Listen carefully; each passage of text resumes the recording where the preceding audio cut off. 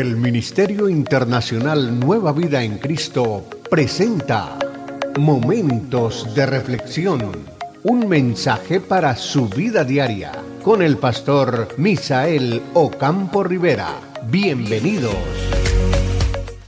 Hola amigos, cordialísimo saludo, bienvenidos a la reflexión en el día de hoy. Continuamos en el libro de los Hechos, en el capítulo 12. Estamos hablando ahora acerca de la persecución, lo que ha sucedido, la muerte de Santiago. Pedro está en la cárcel, está sentenciado, seguramente al día siguiente Herodes quiere ordenar que lo maten también. Pero sucede algo extraordinario que ya lo vimos en la reflexión anterior, cómo milagrosamente un ángel lo saca de la cárcel. En el versículo 18 del capítulo 12 dice: al amanecer hubo bastante agitación entre los soldados, porque no sabían qué había pasado con Pedro. Herodes ordenó buscar a Pedro por todas partes, pero no lo encontró. Interrogó a los guardias y luego ordenó que los matara. Después Herodes salió de Judea a la ciudad de Cesarea y permaneció allí por algún tiempo. Estaba muy enojado con los habitantes de Tiro y de Sidón. Ellos acordaron ir a hablar con Herodes y sobornaron a Blasto, el funcionario principal del rey.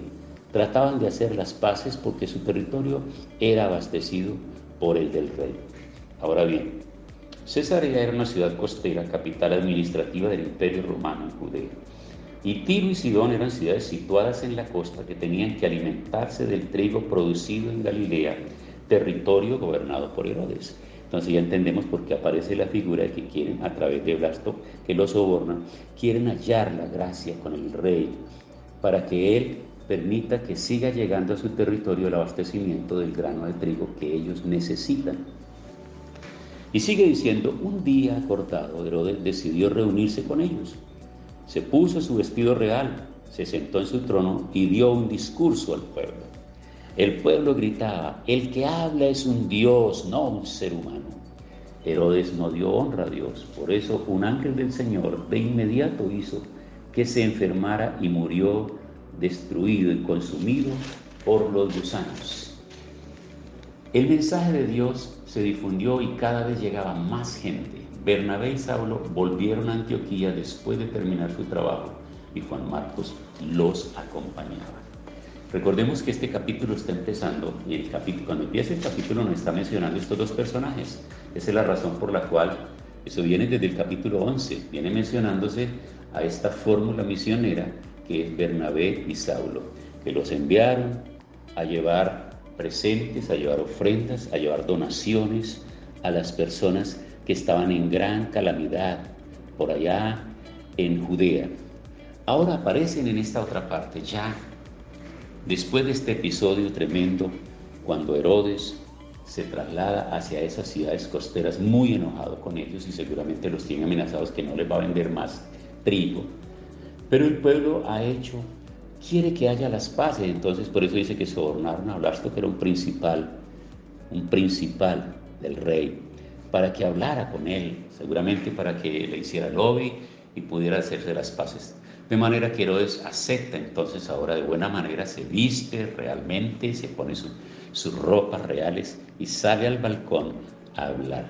El balcón es famoso, a algunos personajes les gusta subirse al balcón para hablar desde allá, porque tienen al pueblo abajo y ellos pueden hablarle desde el balcón, ¿cierto? Es un lugar mucho más alto, más seguro y desde donde se puede tener un dominio panorámico sobre quienes están presentes. Herodes lo hizo así. Un día acordado decidió reunirse con ellos, se puso su vestido real, se sentó en su trono y dio un discurso al pueblo. Y ese discurso el pueblo empieza a alabarlo y empieza a considerarlo como un Dios. Y él se está creyendo el cuento. Al creerse ese cuento de que él es un Dios por todo el poder que tiene, por su jerarquía, por todo lo que él ya como rey ha alcanzado, él se está creyendo el cuento, que él es Dios, que él es el Dios, el poderoso, a él es que tienen que acudir para solicitar toda su ayuda. Así que en ese momento, como él no le da la honra a Dios y está persiguiendo a los hijos de Dios y está queriendo matar a ese líder espiritual, y ese líder social que tiene la iglesia, que está moviéndose en medio de los pueblos y las multitudes llevando ese mensaje, Entonces sucede algo muy tremendo porque dice que un ángel del Señor de inmediato hizo que se enfermara y murió consumido por gusanos. Tremenda historia, tremendo episodio, tremenda lección. Pero al cerrar el capítulo dice, el mensaje de Dios se difundió y cada vez llegaba más gente. Amigos, pueden haber todos los enemigos que quieran levantarse contra el reino de Dios. Pueden haber todos los enemigos que quieran levantarse contra los hombres de Dios. Pero cuando Dios determina hacer algo, absolutamente nadie podrá detenerlo. Recordemos por un momento lo que fue el cautiverio de los 400 y tantos años que el pueblo de Israel estuvo detenido y cautivo y maltratado y ultrajado en Egipto. Y cuando logran salir ellos, después de la última plaga que es la muerte de los primogénitos, que muere inclusive el príncipe, el niño príncipe aspirante al trono en lugar de su padre. Cuando llegase a morir ese faraón tendría que asumir entonces en esa monarquía su hijo. Y ese primogénito también murió. Y murieron los primogénitos de todas las familias en Egipto, con la excepción de las familias judías que vivían en Gosén.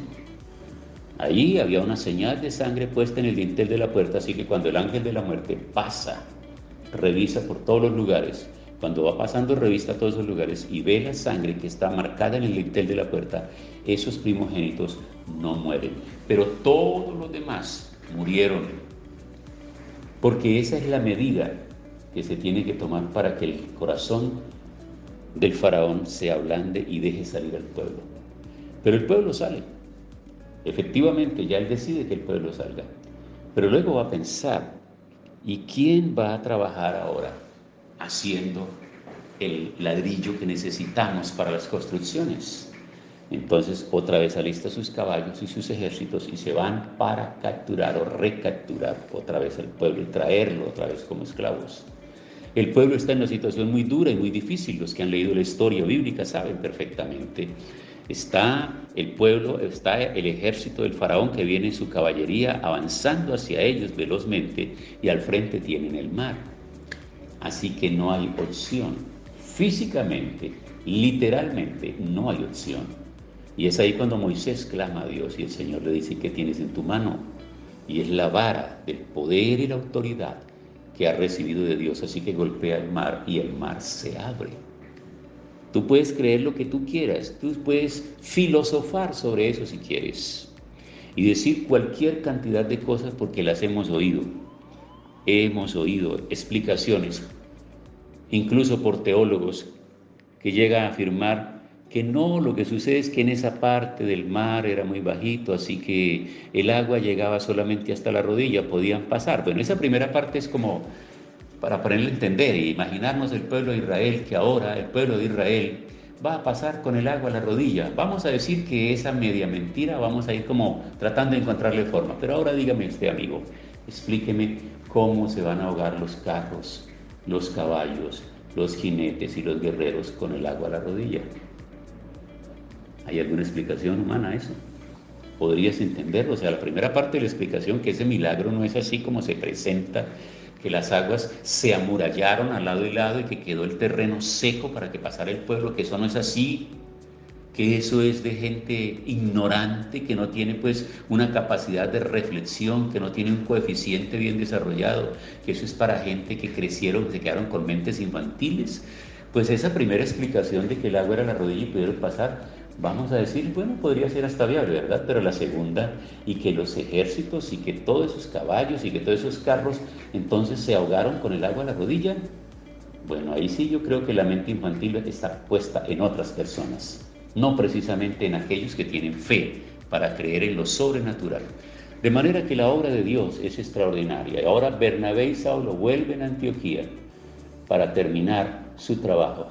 Y aún Juan Marcos, el hijo de esta señora María, que es tan famosa porque es la dueña del apartamento grande, esa casa grande, ese aposento grande, donde ha nacido la iglesia, donde celebró Jesús la cena, la última cena con sus discípulos, esa señora, ese hijo, están muy comprometidos con el reino de Dios. Así que cerramos hoy nuestra reflexión dejando en nuestra mente muchas cosas claras Cuando el Señor mete su mano e interviene, no hay poder del hombre, por alta que sea su jerarquía y por grandes que sean sus dominios, que pueda detener lo que Dios quiere hacer.